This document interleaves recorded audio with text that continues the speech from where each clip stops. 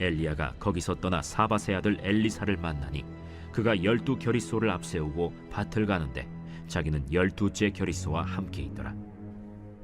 엘리야가 그리로 건너가서 겉옷을 그의 위에 던졌더니 그가 소를 버리고 엘리야에게로 달려가서 이르되, 청하건대 나를 내 부모와 입맞추게 하소서. 그리한 후에 내가 당신을 따르리이다.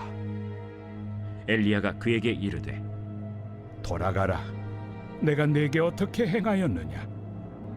엘리사가 그를 떠나 돌아가서 한 겨릿소를 가져다가 잡고 소의 기구를 불살라 그 고기를 삶아 백성에게 주어 먹게 하고 일어나 엘리야를 따르며 수종들었더라.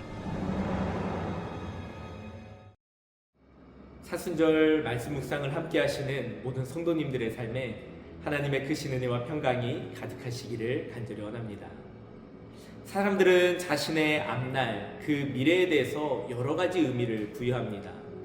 그 중에서도 그 미래에 대하여 나의 안전한 삶에 대한 기대로 여기기도 합니다. 그래서 미래를 하나님께 내어드린다는 것이 때로는 부담스럽고 주저되는 일이기도 합니다. 이미 지나온 과거, 아니면 이미 이루어 놓은 것 중에서 무언가를 드리는 것보다 아직 누려보지 못한 나의 삶을 드림에 대한 아쉬움과 그리고 미련들이 남아있기 때문입니다. 오늘 함께 읽은 본문의 엘리사에 대한 이야기는 바로 이러한 부분에서 시작이 됩니다. 열왕기상 19장 19절 말씀입니다. 엘리야가 거기서 떠나 사밧의 아들 엘리사를 만나니 그가 12 겨릿소를 앞세우고 밭을 가는데 자기는 12째 겨릿소와 함께 있더라. 엘리야가 그리로 건너가서 겉옷을 그의 위에 던졌더니, 엘리사는 평소 하던 대로 그 12 겨릿소를 가지고 밭을 갈고 있었습니다. 이것은 엘리사가 농사 일을 할 수 있는, 그리고 그것을 하고 있는 사람이라고 하는 사실도 알려주지만 동시에 그에게 경제적인 기반과 그리고 안정된 삶이 준비되어져 있다라는 것도 보여줍니다.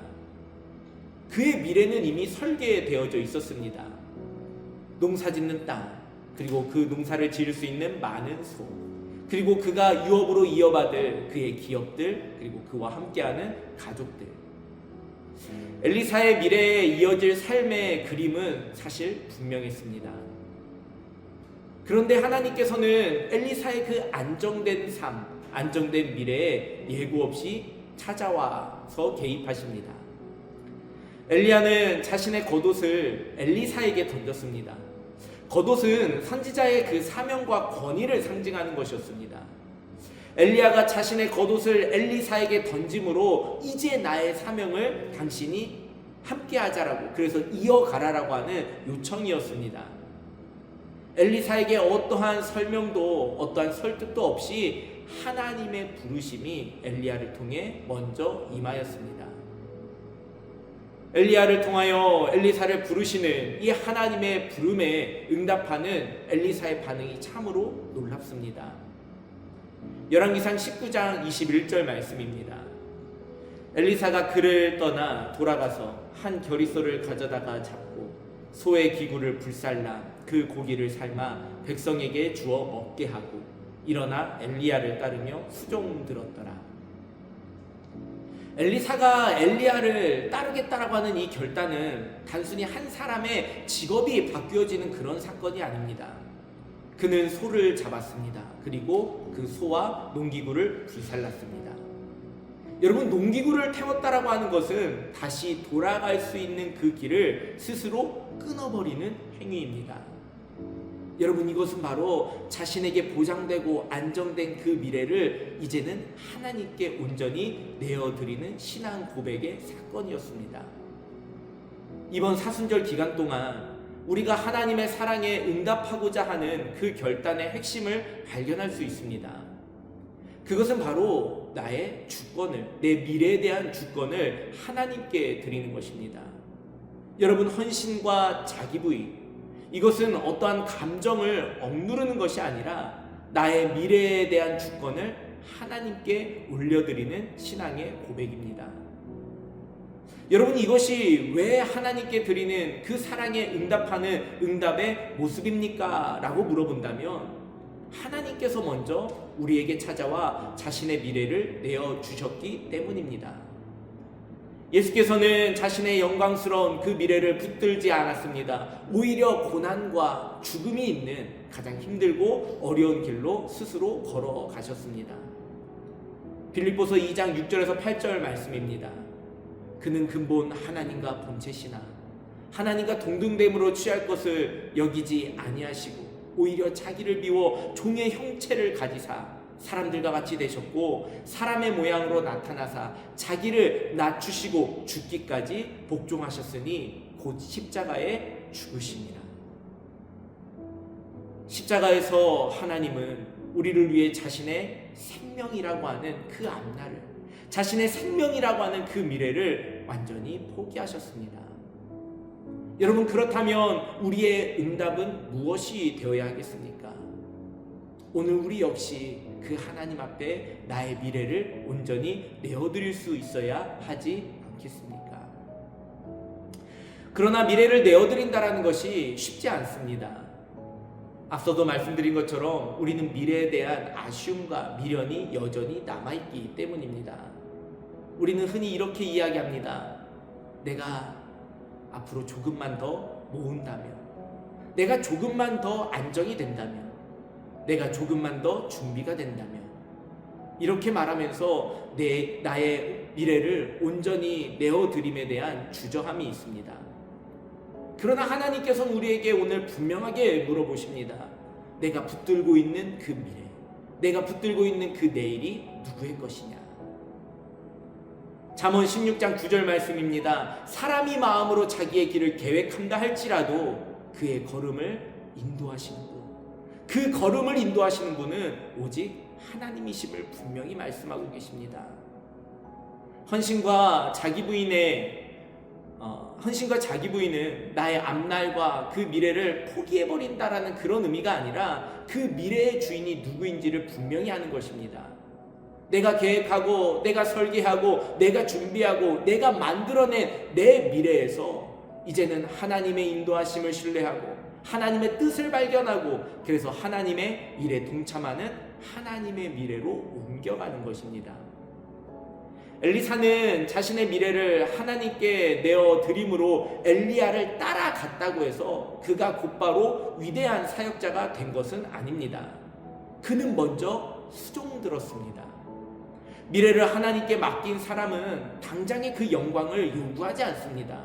오히려 더 낮은 자리로 내려가서 자신을 비우고 겸손하게 배우면서 기다립니다. 이것이 바로 헌신과 자기 부인의 모습입니다. 여러분, 특별히 이번 사순절 기간 동안 우리가 함께 금식하며 또한 절제하며 공동 실천에 참여하는 이유도 바로 여기에 있습니다. 음식이나 어떠한 습관을 절제하는 것은 하나의 목적이 아니라 이것은 하나의 훈련의 시간들입니다. 나의 욕심을 채우기 위한 미래가 아니라 하나님의 뜻에 나의 미래를 맡기는 그런 훈련의 시간들입니다. 오늘 우리의 불안은 사실 미래에 대한 불확실성에서 나옵니다. 여러분, 그러나 믿음의 사람은 미래를 예측하는 그 능력을 키우는 것이 아니라 바로 미래의 주인을 온전히 신뢰하는 그 고백을 키워나가는 것입니다. 엘리사의 인생은 이후 놀라운 기적과 능력의 통로가 되었습니다.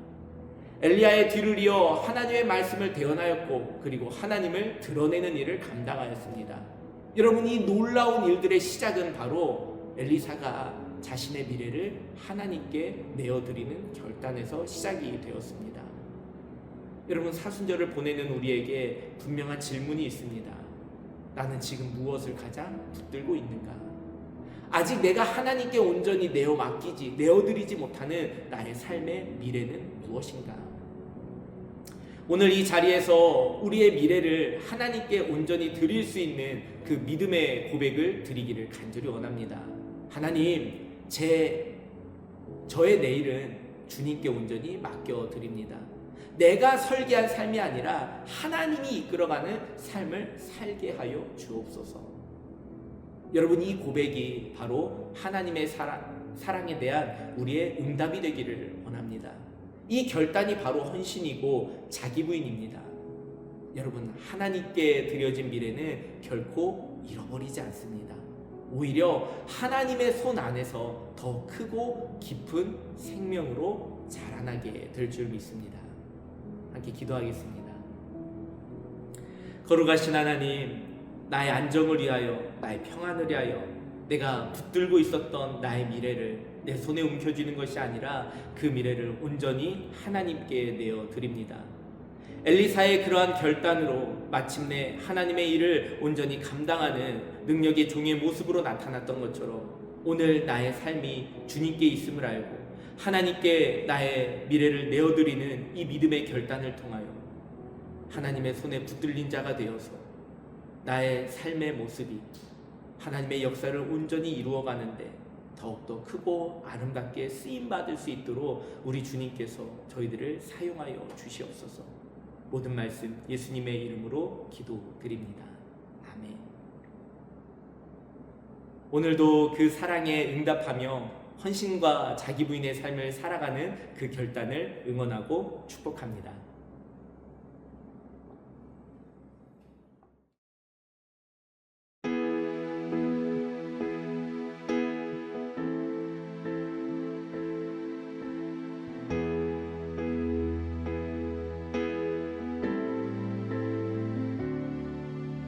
나의 가는 길 주님 인도하시네. 그는 보이지 않아도 날 위해 일하시네. 주 나의 인도자 항상 함께 하시네. 사랑과 힘 베푸시며 인도하시네. 인도하시네.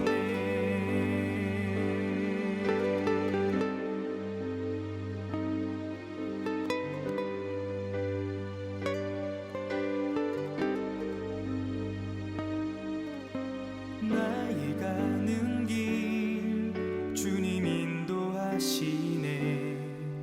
그는 보이지 않아도 날 위해 일하시네. 주 나의 인도자 항상 함께 하시네. 사랑과 힘 베푸시며 인도하시네. 인도하시네. 광야의 길을 만드시고 날 인도해. 사막의 강 만드신 것 하늘과 땅 변해도 주의 말씀 영원히 내 삶 속에 새 일을 행하리.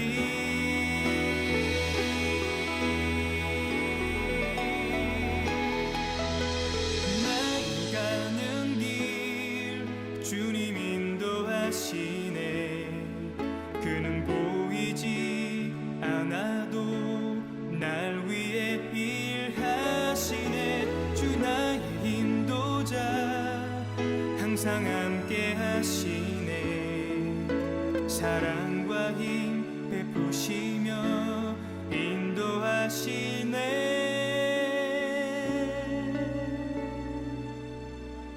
인도하시네.